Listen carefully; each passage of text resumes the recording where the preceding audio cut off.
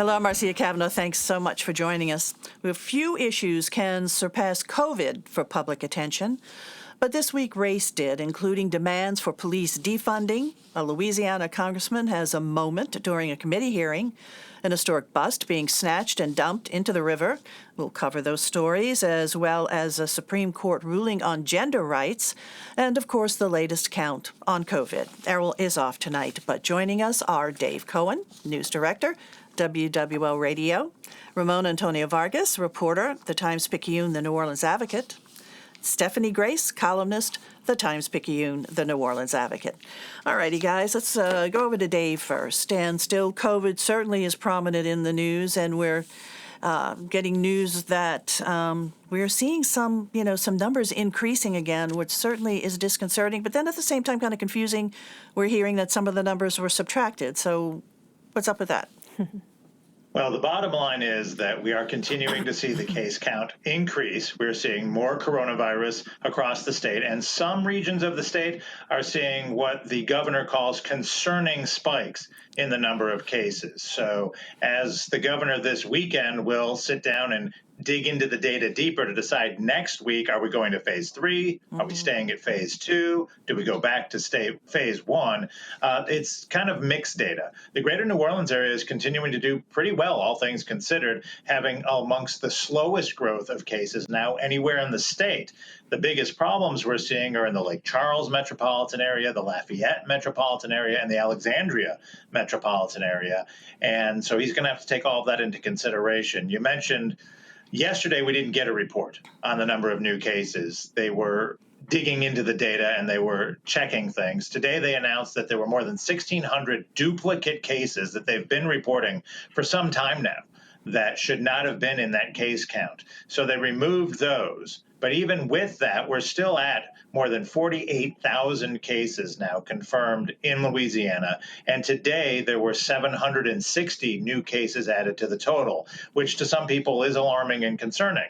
At the same time, hospitalizations went down today, and they have gone down 2 days in a row now after 4 consecutive days of increasing. So that's a little encouraging. Ventilator use is down. And today there were only 7 deaths reported, and it's rare that we're seeing that single-digit number of deaths reported. So not clear what the governor's going to make of all of this weekend or how he's going to proceed. He's got to issue some new declaration next week because as of Friday, his current phase 2 declaration will come to an end. So he's got to decide, do we stay where we are? Do we allow more businesses to open? Do we allow those at 50% to go up to maybe 75%? Do we reel it back? We don't know what he's going to do. So that's what I was going to ask you. If you can remind us, what is phase 3? What do we, if we do move into phase 3, is that just everything wide open to the point where it was before we went into lockdown? Not quite. Phase 3 is the last phase with still restrictions in place. So it'll still be a percentage of maximum capacity of open businesses that are allowed to be used. It'll still remain with those people who are older, those people with those comorbidities, those complicating factors would still be advised to stay home. But increasingly, the number of people allowed in any one given place would increase. The number of people allowed percentage-wise in any given place would increase. And those things that are currently off limits now would be reevaluated. The White House's guidelines to the phases are left to interpretation in many cases by the states. So we don't know until the governor each time issues those guidelines exactly what they're going to say. But it's so mixed right now, and you look at neighboring states in Texas, in Arkansas, to some extent in Mississippi, to a large extent in Florida now, where they're seeing huge increases, record numbers of increases. They're running out of hospital beds in some of the markets in Texas and in Florida now, where they're not going to have enough, and they're contemplating how to handle that like we were doing back in April.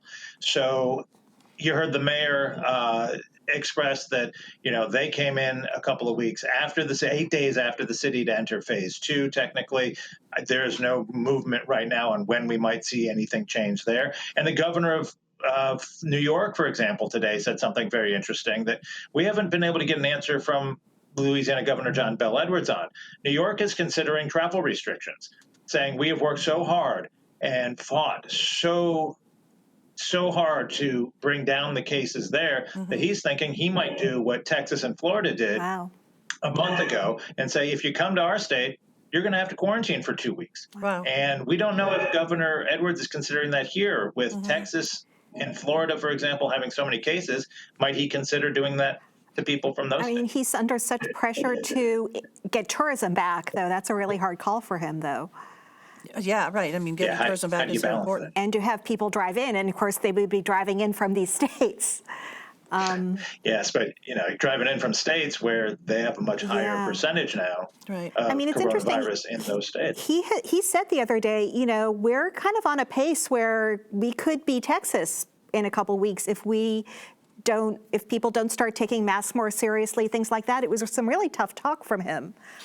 So, David, let me ask you this. It was about the most stern we've seen yesterday from the governor, where he clearly seemed affected and upset because we'd been doing so well in Louisiana, Right. bringing the case count down and the hospitalizations down. And now there's this indication it might go the other way. There's questions about how the protests might affect that, how more and more gatherings might affect that, and with other states around us and how that might affect it. And bars opening also. I Right. mean, that could have an impact. So real quick, Dave, would the governor consider rolling back some of these phase 2 openings? He wouldn't say he could. He wouldn't say exactly what measure he's going to take. He really wanted to have more data, and he didn't want to preempt his announcement that he's going to make early next week. Yeah. But everything's on the table. He has the ability, if he wants to roll back to phase 1. He has the ability, if he wants to just alter it to some extent. If I had to bet on it, if I had to guess, I think he's going to leave things right where they are for now. All right. And give it some more time. We'll see where it goes then. Okay, thanks a lot, Dave. Ramon, we're going to move over to you. And as Dave mentioned, protests. We are having, fortunately, mostly peaceful protests in the city. People, protesting for equal rights and anti-racism, et cetera. One of the things that they're also, we see signs, defund the police. That's something that really has caught on across the country. What's it like here? I mean, what's the impact? What is our police department saying about that, NOPD? So, I mean, I think the most important thing to explain right off the bat about defunding the police is that it's a spectrum, right? I think you have this is not necessarily a popular stance across the country. I mean, there are some people here elsewhere calling for the outright abolition of police departments.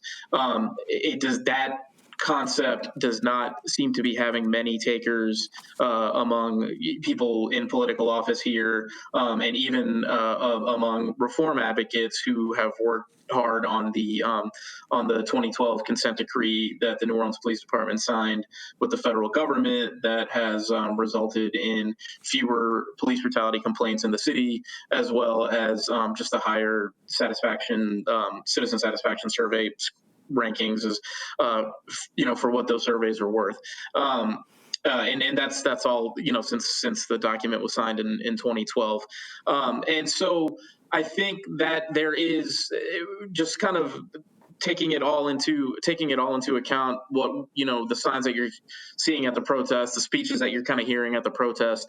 I think what has caught on is taking NOPD's funding and redistributing it to other areas of the city, in which many people have noted the No department got more than the New Orleans Police Department did in the city's budget in 2020, and when you look at $194 million going to NOPD, and then some health services, human services, community development getting fractions of that. I think people are thinking maybe we should try to even out that ratio, even out that gap. If you ask, certainly NOPD Superintendent Sean Ferguson has been asked pretty much every time he appears publicly about the concept of defunding the police, and his position is we've already taken kind of a lot of the fat off of the bone at NOPD. Most of our payroll goes to to personnel, and if you take a significant chunk of our budget away, I mean, those are people that are going to lose jobs. I think he stopped short of saying that, but that is certainly the implication when you kind of hear what he has to say. At the same time, you have people who note, I think in a hearing with the City Council Criminal Justice Committee a little more than a week ago, he came out and said that the department does have a noise cannon that it doesn't use because the ACLU, I guess, warned the department that it could cause permanent hearing damage. Again, noise cannon is another tool to disperse crowds, and so I think a lot of people, and I mean, there's a wide range of how much those devices cost, but I think that's also one of those, like, could the few thousand or $100,000 that a tool like that could cost, could that have been used for something else that also addresses safety in a community that isn't necessarily directly related to the number of police you have or the weapons that they have? So the idea of diverting maybe some of these monies to more social services, has the police chief taken a stance, not just on the dollars, but on the issue of maybe reusing these funds in some way? Would that help? That the city has, I mean, his position is pretty clear. The city has done a great job of doing that already, and there isn't a lot of fat left at our department. You are talking about taking people's jobs if you take money from us. At the same time, he's always made it clear that he understands he understands the outcry. He understands the argument, and certainly, I mean, he's spoken strongly and condemned strongly. I think the video that horrified America of Derek Chauvin murdering George Floyd on video. And of course the death of George Floyd has caused the protest across the country over these past several weeks now, and protest, of course, in New Orleans too. And Dave, I mean, where are we standing now with these protests? Are they happening nightly or over the same issues, increasing? What's the situation? Well, we are seeing protests almost every day still, but they are smaller now than they were, say, a week ago or 2 weeks ago. Actually, ever since we had our tropical storm, if you can call it that, it really, I think a lot of the people who had come to New Orleans from out of town to protest moved on to other cities, leaving a smaller group here, a smaller base here. And even the locals, I think, felt like they had made their voices heard. And so we're not seeing the thousands and thousands of people marching in the street nightly anymore. We are seeing hundreds at some of the protests, dozens at some of the others. It's just not to the same extent. And they're base groups now of people who tend to be more kind of focused on activism, who kind of do this. That's what they do. And so we're seeing labor groups that are still out there as activists. We're seeing anti-police groups who are still out there as activists, and a few other smaller groups that have come to continue to protest. But it's not the thousands and thousands of people who had left their normal daily activities to join the protests that are out there. It doesn't mean that it's losing momentum necessarily in terms of the message, in terms of what we're seeing on social media, and in terms of the impact, because clearly their message is being heard at the city council level, at the state legislative level, at the U.S. Congress level, because we're seeing a lot of what the crowds have been calling for now being turned into legislation and other action by leaders. Right. This has been, against police brutality, against racism. As you said, we are starting to see action. Police reform bills passing through legislatures. Also here locally, we're seeing a little bit more action on renaming streets that had been named after Confederate generals or officers or whatever. Now the city's actually set up a commission to take a look at that. Yeah, the city council this week did approve what a lot of the take 'em down folks and others have been pushing for years now, is an effort to get the names of Confederate leaders, white supremacists, slave owners, and others off of streets, off of buildings, off of parks, and to get statues and monuments taken down as well. So now the city council has voted to create a commission that will be 9 members, and it'll be appointed by each of the city council members and by the mayor, and will study over the next 3 months identifying all of the streets, parks, buildings, schools that need to, in their opinion, have the name changed. The 3 months of that process then moving forward, and then probably it'll take about a full year before we see then names that are actually changed, because After that, they have to come up with a list of names to change them to. So it's a process, but it's finally gotten to this point where there's actually now at least a committee that will be doing that work rather than just talking about it. Right, to seriously look at it. And then on the fast track is the idea of changing the name of Jefferson Davis Parkway over to Norman Francis. That seems to really be moving along. Yeah, and that is the one that City Councilwoman Helena Moreno kind of focused in on initially, was she wanted to take the name of the President of the Confederacy off of the street that runs by Xavier University and name it for the longtime president of Xavier University, who was a champion for civil rights. Right. So I think that will happen sooner than later. But now there are some questions about should it wait until this entire process plays out with the rest of the street names, building names, and parks, and those kinds of things. We've seen former mayors get on board with this, right? With naming it after Dr. Francis. Yes. There was an op-ed that the current mayor and 4 former mayors wrote in the paper. Okay, so we'll see. Stevie Wonder also supported it, right? And Stevie Wonder, of course. He wasn't on the op-ed, but he supports it.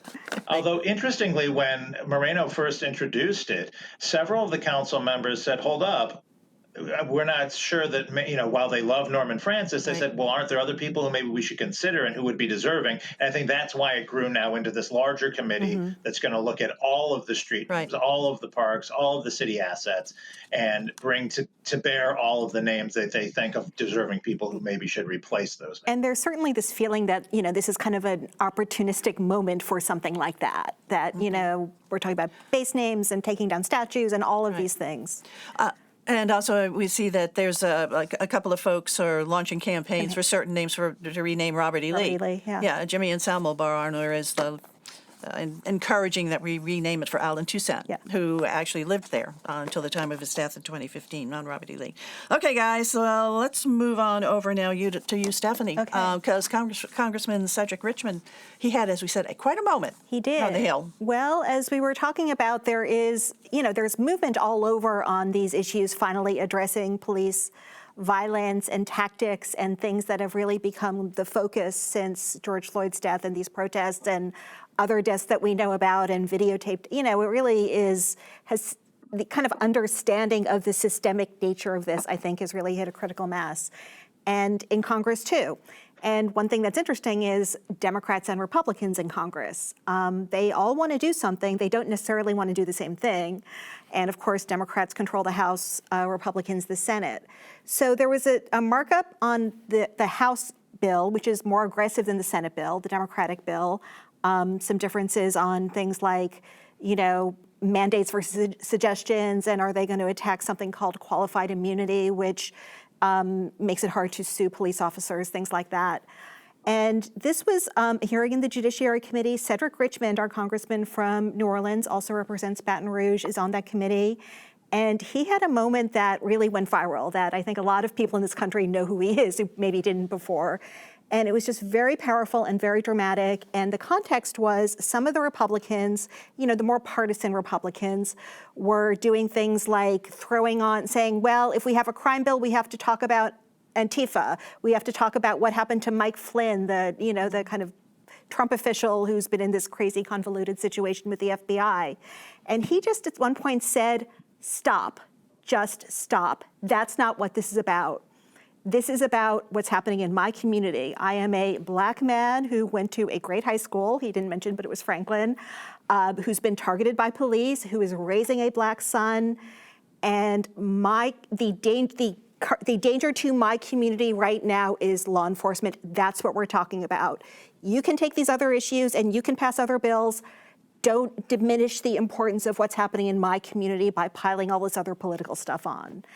And one thing he did that I think was really powerful was he invoked 1964 and 1965 and the Civil Rights Act and the Voting Rights Act. And he said, you know what, there were people in Congress who voted against those and they had their reasons, they had their own issues. When you look back, what do you think? Do you think they had a reason or do you think they were on the wrong side of history? This is like that.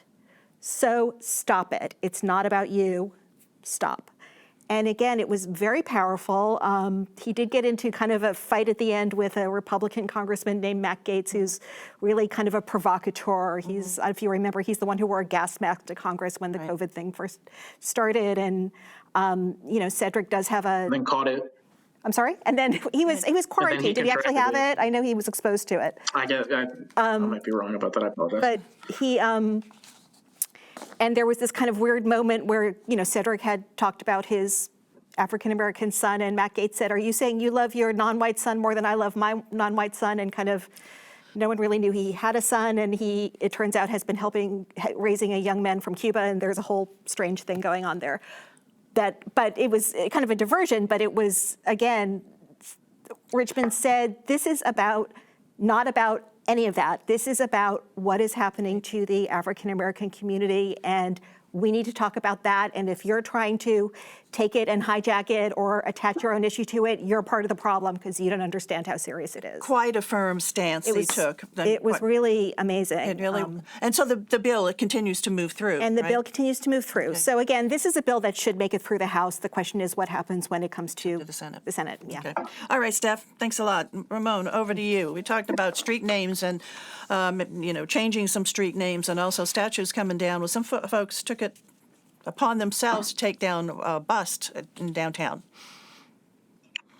Yes, that is the bus that you're referring to. It was a rally for trans rights that's ended at Duncan Plaza, which is right across City Hall. It's been a focal point for a lot of these protests against police brutality and racism, and using a rope, a chisel, and a skateboard.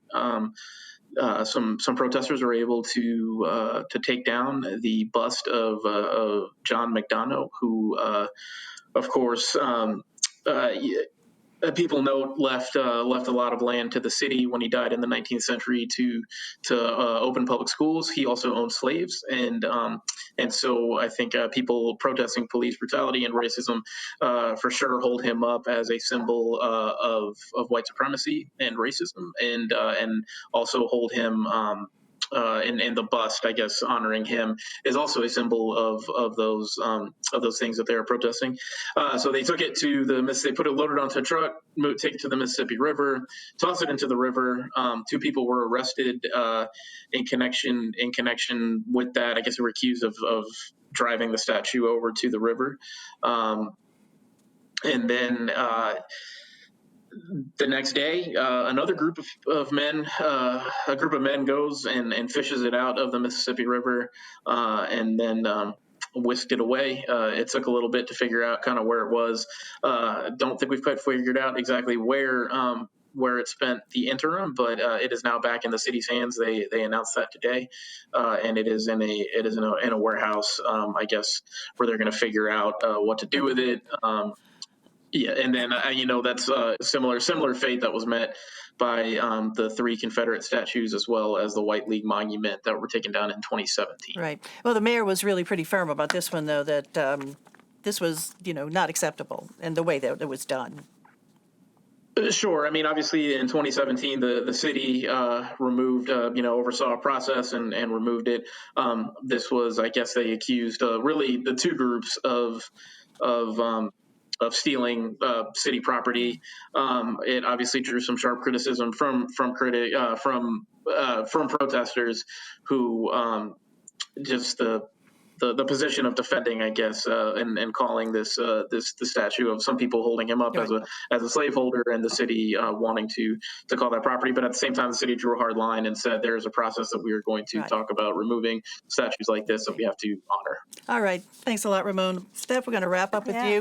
An important ruling from the Supreme Court, U.S. Supreme Court this week. Yes, and talking about discrimination, but a different type of discrimination. This is against lesbian, gay, transgender people who, according to a 6-3 ruling from the Supreme Court, have a right to not be fired for their sexual orientation, their transgender status, and it hinges on the Civil Rights Act that I was talking about earlier, which has a clause that says there could be no discrimination because of sex. So the ruling hinges on if because of sex means because of whether you are lesbian, gay, transgender, that pretty definitively fits.